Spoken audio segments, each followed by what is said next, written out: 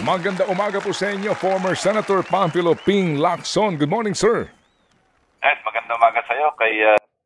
Magandang umaga. Salamat sa inyo pong panahon, Senador. Sir, sa isang pahayag po, binanggit ninyo na wala namang illegal sa pagsulpot bigla ng isang item sa Bicameral Conference Committee. Wala mang illegal, pero tama ho ba yun? Tama, wala naman sa rules at wala rin sa batas na hindi pwedeng baguhin yung mga disagreeing provisions ng both houses. Kasi di ba sa Bicam, Ted, ang kalakaran talaga dyan, kung yung general na panuntunan ang susundin natin, yung disagreeing provisions lamang ang i-reconcile. Mm-hmm. Pero talagang naging kalakaran na maski sa Bicam, maski wala sa provision ng wala sa House version at wala sa Senate version, naisisingit pa rin yung ibang version outside of the two versions ng both houses. Oo nga so po. Naging kalakaran nun. Parang in the course of time, inaccept na yon. Mm-hmm. Kasi ang siguro ang parang sinusunod dito, meron namang mutual trust yung dalawang houses.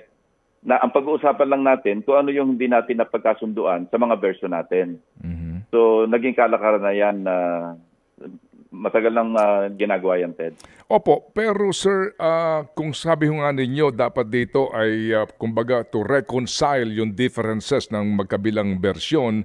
Pero hindi ho ba, sir, bagamat hindi nga ito illegal, pero the fact na dapat ho masusi ang pag-aaral sa bawat proposed budget ng departamento at dumadaan pangayan po sa Development Budget Coordinating Committee, bigla-bigla maglalagay ka ng malalaking pera doon po sa isang departamento na hindi naman humihingit, nagugulat sa appropriation.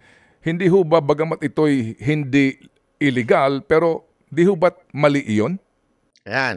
So sinasabi ni Lacson, napakalinaw na sinasabi ni Lacson dito, na naging kagawian na. Totoo. At hindi naman po illegal. Pero di ba parang mali yun? Ano ho yung mali? Kasi diniliberate sa Senado, diniliberate sa House, nag-Bicam, magkasama sila, inayos nila. Tapos after nun, may isinisingit. Yun ang tinatawag na insertion na budget na hindi na nakikita ng Senado or pinapast track, ika nga. Sabi nila, ni Lacson, naging kaugalian na yan. Okay? Although may konting problema, ito yung sinasabi, kahit ba naging kaugalian yan, tama ba yan o mali? Okay? Ibig sabihin, legality-wise, hindi illegal. Pero ang tanong, tama ba o mali? Ito, ang sagot. Mali talaga, Ted. Hindi illegal kasi wala nagko-question sa Supreme Court. Kung mayroong magko-question sa practice na yan at magro-rule yung Supreme Court, maglalabas ng ruling na sasabihin hindi po pwede yan, magiging illegal yon dahil wala namang controversy na formal na inihain, dinulog sa Korte Suprema. Kaya hindi natin masasabing illegal kasi walang interpretation. Opo, pero... So yun na nga, hindi pa illegal kasi nga wala naman nagdedemanda sa o nagki-question sa Supreme Court. Okay? So ngayon, pero mali yan. Maling practice, ika nga. Hindi man illegal, pero sa inyo bang turing, mali yung gawin na ganon? Mali. Maling-mali talaga, Ted. Unang-una, yung bicameral conference ng budget, nag-iisang panukalang batas ito na ang Bicam hindi open sa publiko. Napaka-exclusive. Talaga sinasaran yung pinto, pinapalabas yung mga unauthorized, quote-unquote, unauthorized persons at ang naiiwanan Epo, naputol po tayo, Senador. Naiiwanan lamang ay? yun ang masama. Medyo na... Ang nung as early as 2009, nag-file ako ng bill na gawin transparent yung hindi lamang yung bayad. Opo. Senator, nagchachapi lang po tayo. Senator, I hope you don't mind. So, sa madaling salita, pagka dinideliberate, dapat public, di ba? Pero pag nag-Bicam daw, pinalalabas lahat. Doon nangyayari yung magic. Kaya daw, nag-file si Senator Lacson ng batas na dapat transparent yun. So, doon pala nagkakaroon ng magican sa Bicam. So, sa madaling salita, tinatarantado tayo ng mga mambabatas natin. Bakit ho? Kunwari, publicly dinideliberate sa harap ng Senate, sa harap ng Congress, pero pwede naman pala nilang baguhin. At doon sa pagbabago during the BICAM, wala na hong mata. Anong ibig sabihin nun? Gaguhan. Tama, mali. Ganyan tayo winawalang niya nitong mga mambabatas natin. Ayusin na po. Apo. Hello, Sen. Opo, hello, Sen. Napuputol lang po tayo, Senador. Ayusin lang natin yung linya, ha? Okay, pakiayos lang. Ito yung napaka-importante. Mga kapatid, ang ating pinag-uusapan dito, pambansang budget na kung saan nga po may mga isiningit, no, na malalaking halaga para po sa mga sinasabing programa. Billion ang pinag-uusapan dito, ha? Billion. O kaya po appropriations na wala pang programa pero meron ng inilaang pumalaking pondo. Balikan natin si Senador. Senator? Hello? Apo. Senator, doon tayo naputol, Sen. Sabi ho ninyo, sa Bicameral Conference Committee hearings, pinalalabas po ang lahat ng mga tao maliban sa mga senador at kongresista. Go ahead, sir. Yeah, as I was saying, hindi illegal kasi nga walang interpretasyon ng Corpus Suprema kasi walang dumudulog para questionin yung ganong practice. Alam niyo kung ba't walang dumudulog? Lahat sila nakikinabang. Ganun lang kasimple. Kasi doon sa mga insertion, doon, mamaya papaliwanag niya, sa mga insertion, doon yung mga project na kinakana ng mga senador at saka congressman. Opo, yes sir. And then you mentioned na sa Bicameral Conference Committee hearings... Tapos sinulit ko ng... Opo. Ito kaninyo ay exclusive lamang sa mga miyembro ng... Sinulit ko noong 2019, nag-file ako ng bill dito na gawing transparent yung hindi lamang yung bicameral conference ng budget, kung hindi yung buong proseso na magkaroon ng participation o presensya yung mga tinatawag na civil society organizations na accredited ng gobyerno mag-participate para hindi rin magulo. Pero wala rin naman nangyari doon sa panukalang batas, kaya ganyan pa rin ang nagiging kalakaran. Pinaka-secretive na bicameral conference ang budget, ang panukalang batas para sa budget. Kasi yung ibang mga bicameral conferences na mga simple o yung ordinaryong panukalang batas, pinapayagan namin yung mga yung media na mag-cover. Isipin niyo yan, ha? Doon pa lang there's something fishy na eh. Sa ibang BICAM, like the bills, kasi ganun yan, bina-BICAM yan eh. Ano ba ibig sabihin ng BICAM? Magkasama, Senate and House. Sa ibang mga batas daw, o yung mga bill na pinapasa, na ayos na, merong Senate version, meron House version, magba-BICAM na sila. Allowed. Pag yung mga batas, allowed ang mga media. Pero pag nag-BICAM na sa budget, hindi sila allowed. Bakit kanyo? Doon pa lang, alam mo nang may problema. Di ba? Doon pa lang, bakit nyo pinalabas? Anong meron? May tsuktsakan bang magaganap dyan? Oo, tsuktsakan ng budget.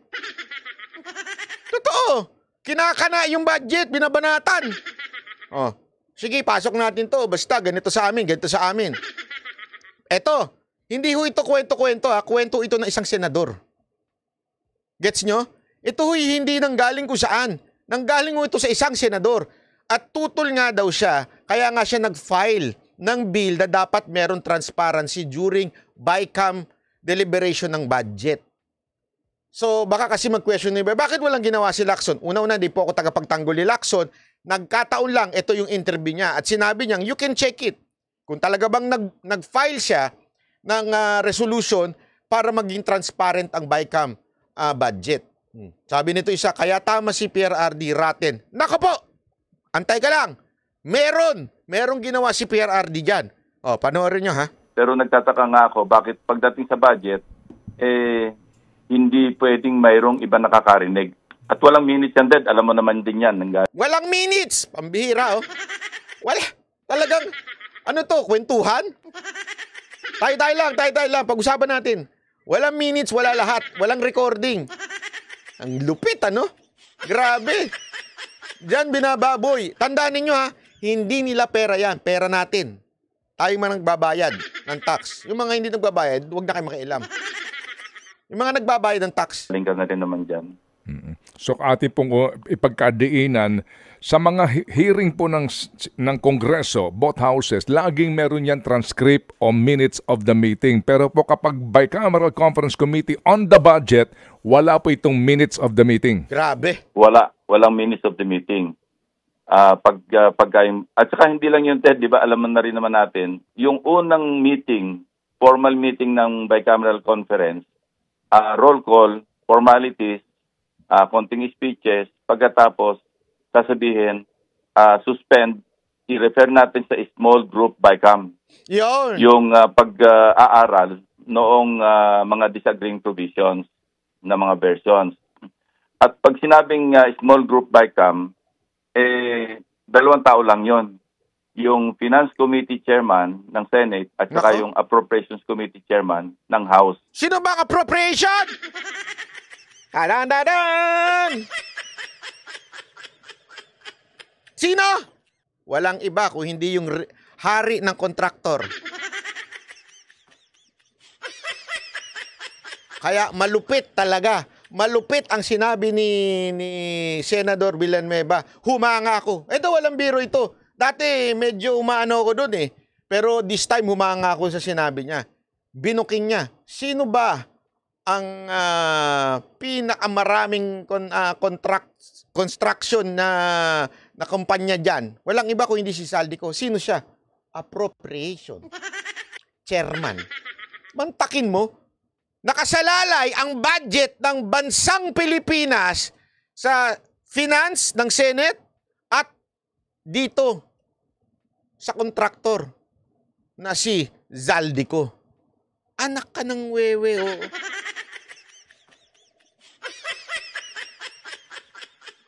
Mantakin mo? So sila magdi-decide na walang alam yung iba. Bahala na, oh. Basta ito. Maganda ito. Pwedeng pagkaanuhan to.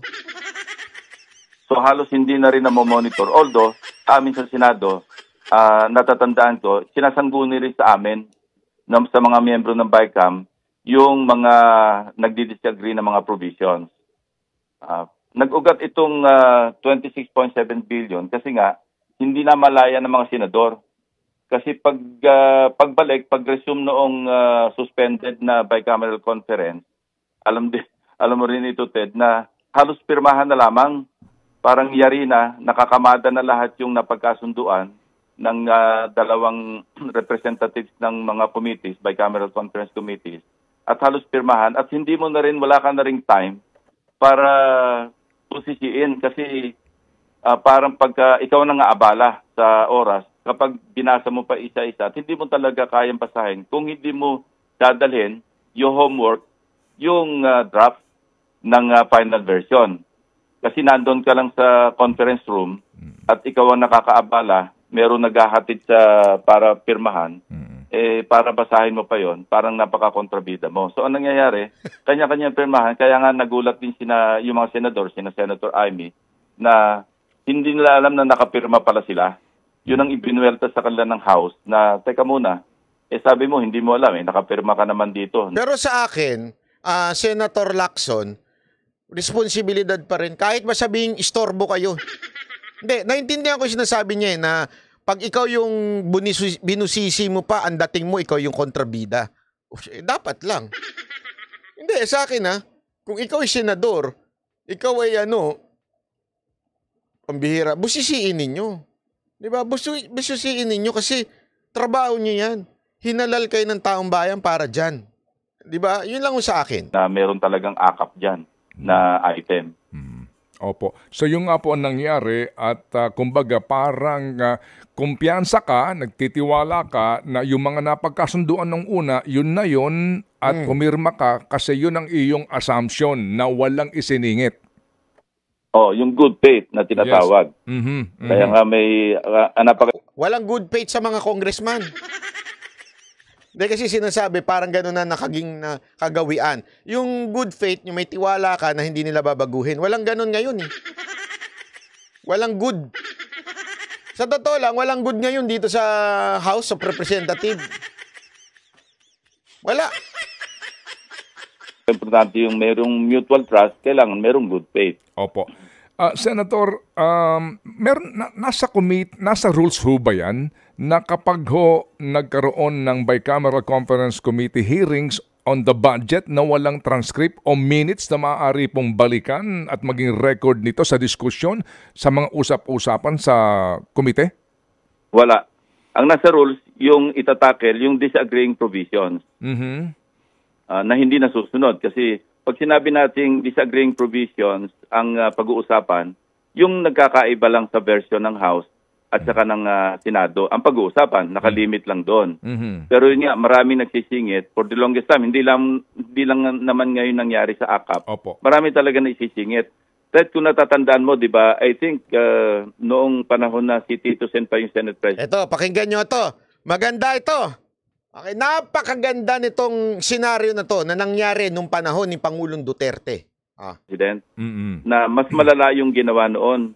Kasi natuklasan namin, nag-ratify na yung House, tapos na yung bicameral conference, nag-ratify ang House ng kanilang version, na pareho sa Senate version, na niratify din ng Senado. Nang makita namin yung enrolled bill, nakita namin meron dagdag na 75 billion pesos na wala naman doon sa niratify. So nagpulong-pulong kami, kaming ilang mga senador, ang napagkasunduan namin sa advice ni Senator Franklin Drilon, kasi siya naman yung magaling na abogado sa aming grupo. So ang kanyang suggestion kay Senate President Tito Soto, ang i-qualify mo na lang yung pipirmahan, kasi kung hindi naman niya pipirmahan yung enrolled bill, magkakaroon ng reenacted budget. Panahon ito ni Pangulong Duterte at speaker naman noon si ex-President Arroyo. Kalinaw niyan, ha?